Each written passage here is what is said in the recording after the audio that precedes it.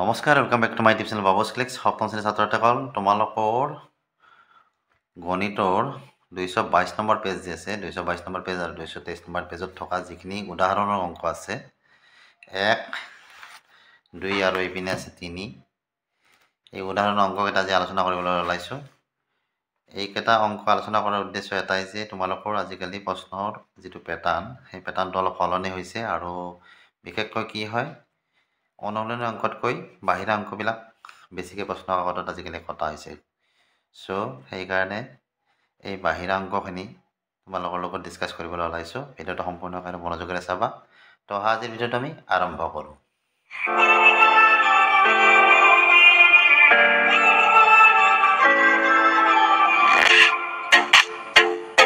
তো উদাহৰণ 1 নম্বৰটো কি দিয়া আছে যে বৰ্গাকাৰ মাটি এডৰাৰ কালি 56.25 r হ'লে মাটিডৰাৰ দিশ নিৰ্ণয় কৰিব দিছে।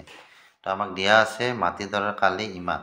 তো আমি কালিৰ একক কি বুলি জানো যে বৰ্গ মিটাৰ বা বৰ্গ চেণ্টিমিটাৰ যি থাকে, হয়নে? গতিকে ইয়াত কি দিয়া আছে 56.25 r বুলি দিয়া আছে।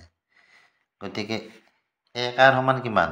আমি জানো যে 1 r সমান কি হৈছে 100 বর্গমিটার। 1 r মানে 100 বর্গমিটার। গতিকে ইয়াক আমি যদি বৰ্গমিটাৰলৈকে নিওঁ তেতিয়াহ'লে কি হ'ব 56.25ক আমি কি কৰিম 100ৰে পূৰণ দিম। তো 100ৰে পূৰণ দিলে কিমান হ'ব? ইয়াৰ দশমিক দুটা নোহোৱা হ'ব। কি হ'ব 5625 কি হ'ব এইটো মিটাৰ স্কুৱেৰ বা বৰ্গ মিটাৰ। বুজি পাইছানে? তো আমি ইয়াক বৰ্গ মিটাৰলৈকে ট্ৰান্সফাৰ কৰিলোঁ। এতিয়া আমি কালি উলিয়াব পাৰিম, কাৰণ মাটি টুকুৰা আমাৰ কি বুলি দিছে বৰ্গাকাৰ বুলি দিছে। তো বৰ্গাকাৰ হ'লে কেনেকুৱা হয়? বৰ্গ কাক বোলে? যে যাৰ চাৰিওটা বাহুৱে আমাৰ সমান হয়, হয়নে? তো বৰ্গৰ কালি কি হয় বাহু পূৰণ বাহু, অৰ্থাৎ বাহু স্কুৱেৰ। বুজি পাইছানে নাই? যেহেতু বাহুকেইটা সমান, গতিকে বাহু পূৰণ বাহু বা দিশ পূৰণ দিশ। গতিকে বৰ্গৰ কালি হ'লে সেইটো। গতিকে আমি বৰ্গৰ কালিটো এতিয়া মাটিডৰা যিহেতু বৰ্গাকাৰ, গতিকে ইয়াৰ কালিটো আমি কেনেকৈ উলিয়াম? এতেকে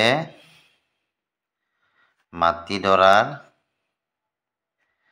কালি কি হ'ব বাহু, চাবা বাহু পূৰণ বাহু। বাহু পূৰণ বাহু মানে কি? সমান কি বৰ্গৰ কালি। এইটো হ'ল সূত্ৰ।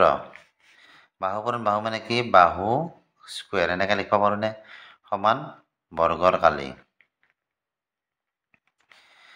আমাক বাহুহে লাগে, অৰ্থাৎ দিশ লাগে বা দিশ পূৰণ দিশ। ইয়াত বাহু কিছু তুমি এনেকৈ দিব পাৰা দিশ পূৰণ, আমাৰ দিশ যিহেতু লৈ ল'ব যে দিশ পূৰণ দিশ বা দিশ স্কুৱেৰ। এইখিনি দিশহে, গোটেইখিনি প্ৰশ্ন নাইয়ে ধৰা, হয় না? গোটেইখিনি যিহেতু সমান। গতিকে যেতিয়া দিশটো উলিয়াবা, ইয়াৰ স্কুৱেৰটো নোহোৱা কৰিবা, তেতিয়াহ'লে কি হ'ব? ইফালে ৰুট পাৰিবনে নাই? গতিকে বৰ্গৰ কালি ওপৰত কি ৰুট অভাৰ। তো ইয়াতো আমাৰ কি হ'ব? আমাৰ যিখিনি কালি আছে এইখিনি কালি, গতিকে ইয়াক ৰুট অভাৰ দি আমি লিখাম 5625। এতিয়া 5625 পাঁচেৰে হৰণ কৰাচোন।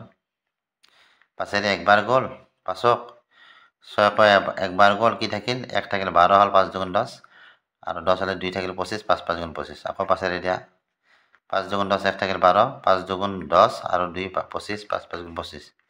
আকৌ পাঁচেৰে 5 4 গুণ 20, 5 5 গুণ 25। পাঁচেৰে কি হ'ব 9 5 গুণ 45, 3ৰে 3। তো কি পালোঁ? এটা যোৰা, দুটা যোৰা, তিনিটা যোৰা।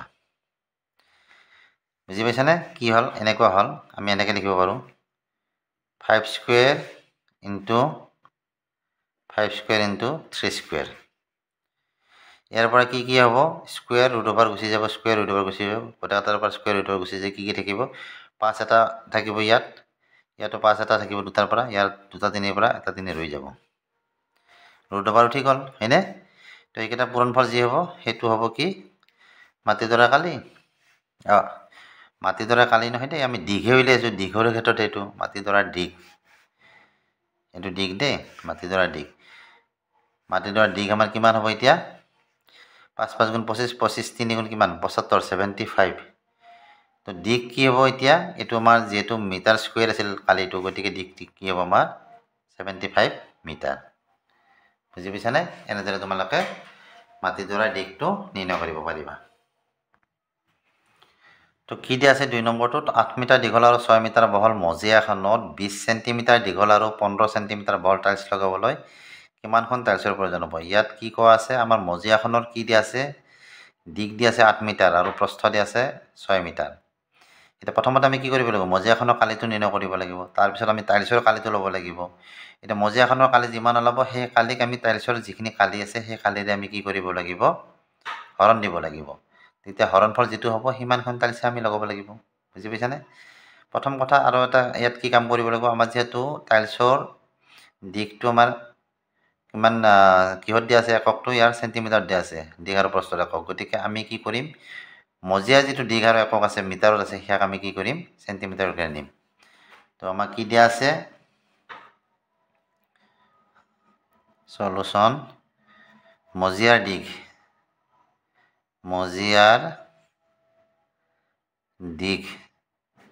8 মিটাৰ বুলি দিয়া আছে হয়নে তো 8 মিটাৰক যেতিয়া তুমি সেন্টিমিটাৰলৈকে নেবা কি হ'ব 100 ৰে পূৰণ দিব লাগিব 100 সেন্টিমিটাৰত কি হয় 1 মিটাৰ গতি 8 পূৰণ 100 সমান কিমান হ'ব 800 এটো সেন্টিমিটাৰ হ'ব কিয় সেন্টিমিটাৰ কিনিছো আমাৰ যেহেতু টাইলছৰ দিক প্ৰস্থ আমাৰ সেন্টিমিটাৰ দিয়া আছে সেইকাৰণে আমি মজিয়াখনক আমি কি কৰিলো মিটাৰৰ পৰা সেন্টিমিটাৰ কৰিলো আৰু প্ৰস্থ কিমান দিয়া আছে প্ৰস্থ মানে বহল বুলি দিয়া আছে গতি বহল বুলি লিখা বহল সমান কিমান দিয়া আছিল 6 মিটাৰ 6 মিটাৰ এটা মিটাৰ ইংৰাজী লাগে দিয়া তে 6 * 100 কৰিলে কি হ'ব ই সেন্টিমিটাৰ কি গুছি যাব অৰ্থাৎ কিমান হ'ব 600 সেন্টিমিটাৰ এতিয়া মজিয়াখনৰ আমি কি লম এতিয়া কালি লম এতেকে মজিয়াখনৰ কালি কি হ'ব দিক পূৰণ প্ৰস্থ হয়নে নহয় গতিকে দিক পূৰণ প্ৰস্থ মানে কি আছে এতে বহল গতি দিক পূৰণ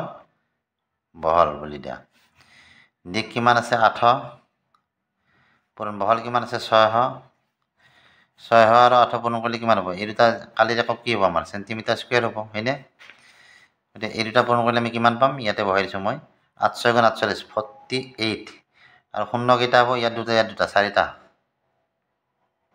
একক দশক শতক হাজাৰ অযুত লাখ 4,80,000 তাৰমানে বুজি পাইছানে এটো কি হ'ব সেন্টিমিটাৰ স্কুৱেৰ অৰ্থাৎ বৰ্গ সেন্টিমিটাৰ এটা টাইলছৰ দিক কিমান আছে আমাৰ 20 সেন্টিমিটাৰ আৰু প্ৰস্থ কিমান আছে 15 সেন্টিমিটাৰ এটা লিখি লোৱা টাইলছৰ দিক সমান কিমান দিয়া আছিল 20 সেন্টিমিটাৰ আৰু বহল দিয়া আছিল আমাক কিমান 15 সেন্টিমিটাৰ তো আকৌ বুলি দানাকে এতেকে টাইলছৰ কালি কিমান হ'ব আমাৰ 20 * ডাইৰেক্ট কৰি দিছো এইটো 20 * 15 কি হ'ব সেন্টিমিটাৰ স্কুৱেৰ তে 20 আৰু 15 পূৰণ কৰিলে আমি কিমান পাম 15 * 29 আৰু এটা শূন্য গতিকে 300 বৰ্গ সেন্টিমিটাৰ কি হল টাইলছৰ কালি এটা এই 300 ৰে আমি যেতিয়া ইয়াক হৰণ দিম যেটো ওলাব সেইটো হ'ব টাইলছৰ সংখ্যা তো এইখিনি মোৰ ৰেকৰ্ডিং নহল মই কৈ দিছো এইখিনি যে টাইলছৰ প্ৰয়োজন হ'ব আমাৰ কিমান মজিয়াৰ কালিক আমি কি কৰিম টাইলছৰ কালিৰে আমি হৰণ দিম টাইলছৰ কালিৰে হৰণ দিতে কি হল 4,80,000 আছিল 4,80,000 আমি 300 হৰণ দিতে প্ৰথমতে কি কৰিছিলো শূন্য দুটা ওপৰৰ তলে শূন্য দুটা কাটি দিলো আৰু 3 * 48 16 বাৰ যায় আৰু দুটা শূন্য আছে গতিকে 16 হল তাৰ মানে 16 খন বা 1600 খন টাইলছৰ দৰকাৰ হ'ব ক'ত সেই 8 মিটাৰ দীঘল আৰু 6 মিটাৰ বহল মজিয়াখনত লগাবলৈ তো 3 নম্বৰতে আছে এখন বৰ্গাকাৰ আকৃতিৰ বাগিচাৰ দিক 40 মিটাৰ আৰু বাগিচাখনৰ চাৰিওফালে ভিতৰ ফালেৰে 1.5 মিটাৰ বহল ৰাস্তা আছে ৰাস্তাটোৰ কালি নিৰ্ণয় কৰিব আছে প্ৰথমটোত আৰু দ্বিতীয়টো কি আছে বাকি থকা অংশত ঘাঁহনি পথাৰ এখন তৈয়াৰ কৰিবলৈ প্ৰতি বৰ্গ মিটাৰত 3.50 টকাকৈ কিমান টকাৰ প্ৰয়োজন হ'ব নিৰ্ণয় কৰিছে এটা ৰাস্তাটোৰ কালি আমি মিলাব লাগে প্ৰথমতে কিন্তু আমাৰ বাগিচাখন কি বুলি কৈছিলে এখন বৰ্গাকাৰ বাগিচাৰ দিক বৰ্গাকাৰ বাগিচাখন আমাৰ এইখন আছিল বুজি পাইছানে আৰু বৰ্গাকাৰ হ'লে কি হ'ব বাগিচাখন চাৰিওফালে সমান হ'ব হয়নে তো এইখন বৰ্গাকাৰ বাগিচা এই বৰ্গাকাৰ বাগিচাখনৰ দিশ আমাৰ কিমান আছে 40 মিটাৰ বুলি দিয়া আছে আৰু ইয়াৰ যিটো ৰাস্তা আছে এই ৰাস্তাটো ভিতৰ ফালে দি আছে দেই ৰাস্তাটো ভিতৰ ফালে থকা ৰাস্তাটো আমাৰ কিমান বুলি দিছে 1.5 ইফালে কি 1.5 ইফালে 1.5 এতিয়া চোৱা প্ৰথম আমি কি কৰিম মুঠ যিখন বাগিচা আছে বৰ্গাকাৰ বাগিচা আছে সেই বাগিচাখনৰ আমি কালিটো নিৰ্ণয় কৰিম বুজি পাইছানে তো ইয়াত কি দিয়া আছে সলিউশন দিয়া আছে বৰ্গাকাৰ বাগিচাৰ দিশ বৰ্গাকাৰ বাগিচাৰ দিশ আমাৰ কিমান দিয়া আছে 40 মিটাৰ এতেকে বৰ্গাকাৰ বাগিচাখনৰ কালি কিমান হ'ব বাগিচাখনৰ কালি কিমান হ'ব বৰ্গৰ মানে কালি অলপ সূত্ৰটো কি আছিল দিশ পূৰণ দিশ গতিকে 40 * 40 সমান কিমান 4 × 16 আৰু দুটা শূন্য বৰ্গ মিটাৰ অৰ্থাৎ মিটাৰ স্কয়াৰ তো আমি কি পালো এই মূল বাগিচাখনৰ কালি পালো এই মূল বাগিচাখনৰ কালিৰ পৰা যদি আমি এই ৰাস্তাৰ যিখিনি আছে এইখিনি বাদ দি ইয়াৰ ভিতৰৰ কালিখিনি আমি বাহিৰ কৰোঁ তেতিয়াহ'লে আমাৰ ৰাস্তাটো কালি মানে অলপ নে নলয় মূল বাগিচাখনৰ কালিটো ওলালো আৰু এই ভিতৰৰ অংশখিনি আমি কালিটো ল'ম এতিয়া তেতিয়াহ'লে কি হ'ব আমাৰ এই মূল বাগিচাখনৰ কালিৰ পৰা ভিতৰৰ কালিটো বাদ দিলে আমাৰ ৰাস্তাৰ কালিটো বাহিৰ হ'ব এই ৰাস্তাৰ কালিটো হৈ ল'ব যাতে আমাৰ দিশ কি হ'ব চোৱা এইপিনে আমি এইটো বৰ্গাকাৰ বাগিচা যিহেতু ইয়াৰ কি হ'ল ৰাস্তাটো কিন্তু আমাৰ বৰ্গাকাৰ হ'ব পৰা নাই কাৰণ ৰাস্তাটো আমাৰ 1.5 মিটাৰহে বহল বুলি দিছে অকল গতিকে ৰাস্তাটো মোটামুটি অলপ আয়তাকাৰহে হ'ল ইফালে আমাৰ কি ধৰা 40 মিটাৰটো দিশটো যদি আমি ধৰো 40ৰ পৰা 1.5 মাইনাছ হ'ব ইফালে আমাৰ কি হ'ব 1.5 মাইনাছ হ'ব হয়নে নহয় দুফালে 1.5 আমাৰ মাইনাছ হ'ব তো এতিয়া ৰাস্তা বাদ দি বাগিচাখনৰ দিশ কিমান হ'ব ইফালে 1.5 কমি গ'ল ইফালে 1.5 কমি গ'ল তো আমি কি লিখিব পাৰোঁ 40 আছিল আগতে আমাৰ মাইনাছ কি হ'ব 1.5 প্লাছ 1.5 এইটো এনেকৈ দিয়া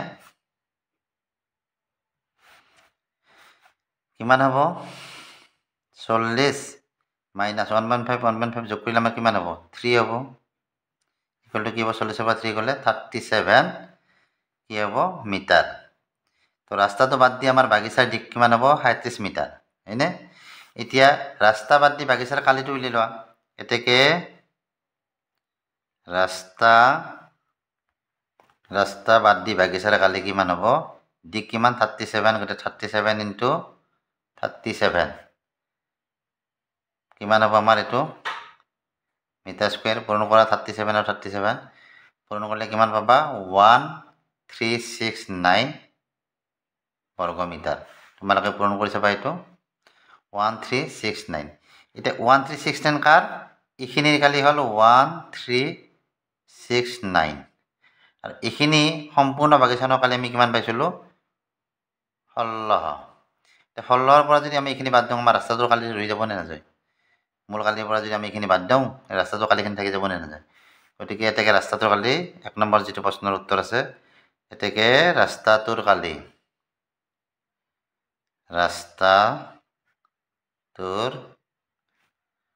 কালি কিমান হ'ব আমাৰ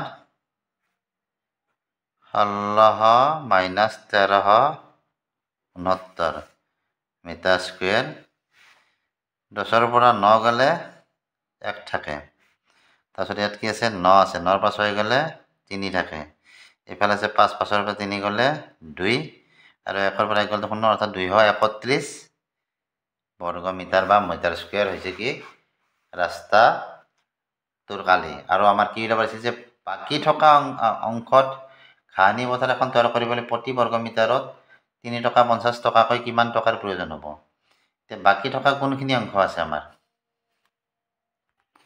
বাকী থকা অংশ মানে কি আমাৰ এইখিনি ৰাস্তা বাদ দি ইয়াত যে দেখা পাইছা ৰাস্তা বাদ দি আমাৰ বাকী কি আছে এইখিনি ভিতৰৰ অংশ আছে ধৰা এইখিনি কথাই আমি কৈছে ইয়াত কৈছে 1369 ইয়াৰ কালি আছিল কিমান 1369 বৰ্গ মিটাৰ তো এই 1369 বর্গমিটার 1 বর্গমিটার খরচ হয় 3 টাকা 50 পয়সা গতি কি হবো 1369 পূরণ কিমান হবো 3.50 ইমান টকা গতি ইয়াত পূরণ কৰা 1369 লগত 3.50 এটো শূন্য হল 9 5 45 5 হাতত 4 6 5 30 30 4 কিমান হ'ব 34 3 থাকিল 5 3 15